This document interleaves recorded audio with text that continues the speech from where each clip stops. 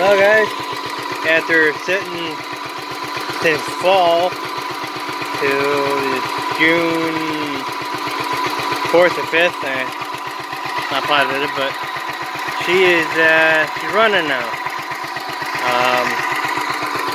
It popped the spark plug out of the head, and I've been waiting for a head, and I couldn't find just a head, so I ended up finding another Tecumseh that somebody decided to pull that and do a predator swap. So, but this is the old head that popped all the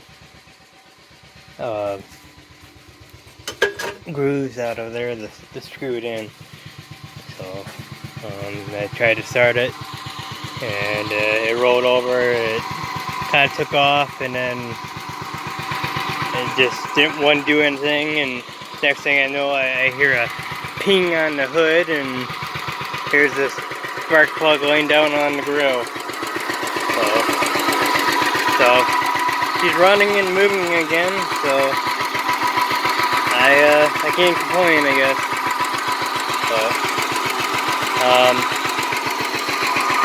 Now an air runs. This one runs but needs work. Both of these are for sale, or possibly trade for other Sears stuff. But alright guys, I just figured I'd do a quick update.